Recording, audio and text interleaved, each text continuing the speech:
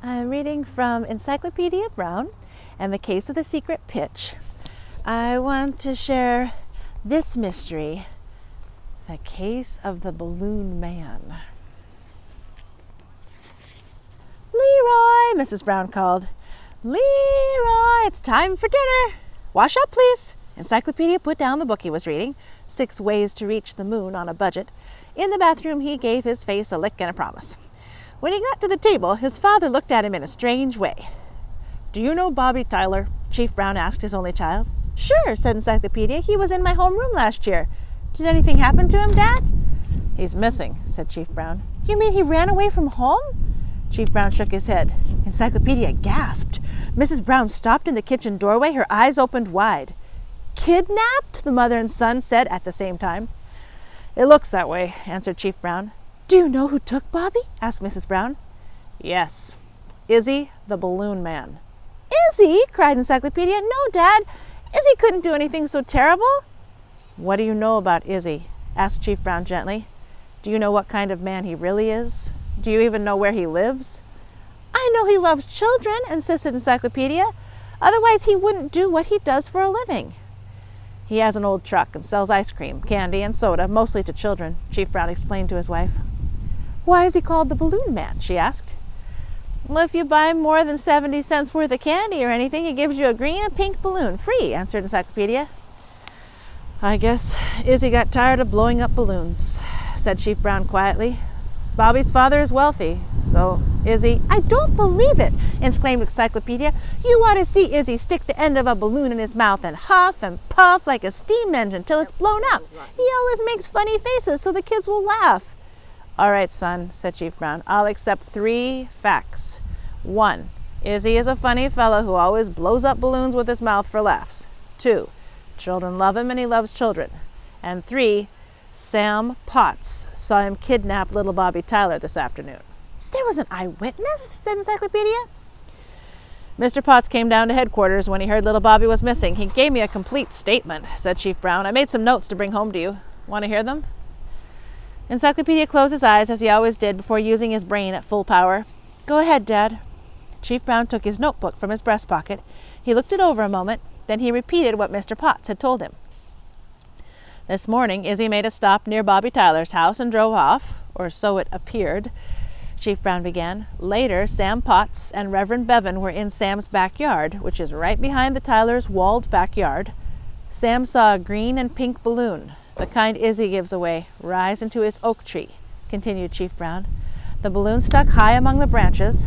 Because there was no breeze to blow the balloon loose, Sam got a long ladder and climbed into the tree." Chief Brown paused as he turned over a page in his notebook. He went on. "From up in the tree, Sam could see over the Tylers' 12-foot wall.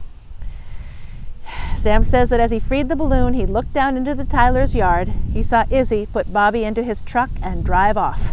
Sam told Reverend Bevan what he had seen. Both men just took it for granted that Bobby's mother had said he could go for a ride in Izzy's truck. Later, when the Reverend learned that Bobby was missing, he advised Sam Potts to see me." Chief Brown closed his notebook.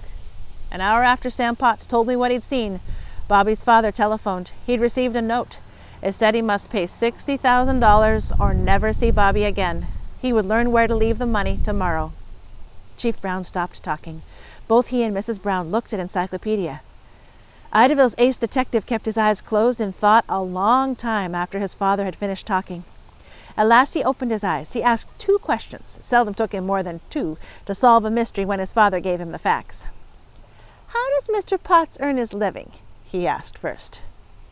His father frowned. "Well, I don't know. He's only been in Idaville 2 months. He doesn't own the house behind the Tylers. He just rents it." Encyclopedia's second question was, "Did Reverend Bevan see the balloon fly up into the tree?" "No," said his father, "but Sam Potts did, and the Reverend saw it stuck in the branches. What difference does the balloon make?" "It solves the case," answered Encyclopedia. "Do you know where Bobby is?" asked his mother anxiously. "Is he unhurt?" "I don't know that, Mom," said Encyclopedia, realizing he'd spoken too quickly. "But I know who kidnapped Bobby." "We already know that," pointed out Chief Brown. "It was Izzy the Balloon Man." "No, Izzy has probably been kidnapped too," said Encyclopedia. Chief Brown sat back and stared. The guilty man, said Encyclopedia, had to find someone to blame Bobby's kidnapping on. Izzy was chosen, so Izzy has to be kept hidden or he'll deny the crime. What makes you so all-fired certain Izzy didn't kidnap Bobby Tyler? Demanded Chief Brown. Because Mr. Potts kidnapped Bobby, answered Encyclopedia. Sam Potts may be a stranger in Idaville, but that doesn't make him a kidnapper, said Chief Brown angrily, and don't forget Reverend Bevan was right there with him. Mr. Potts wanted him there, said Encyclopedia. The Reverend was a perfect witness. But the Reverend couldn't see over the wall into Bobby's backyard. He had to accept what Mr. Potts up in the tree said he saw. Are you telling me that Sam Potts used the Reverend? Said Chief Brown. He did, said Encyclopedia. I'm sorry, son, said Chief Brown. You just don't have any reason for saying Mr. Potts lied about seeing Izzy put Bobby into his truck. I have a very good reason, Dad, said Encyclopedia. Mr. Potts might have gotten away with the kidnapping and collected the $60,000 ransom, but he overlooked one simple fact about Izzy. What had Mr. Potts overlooked?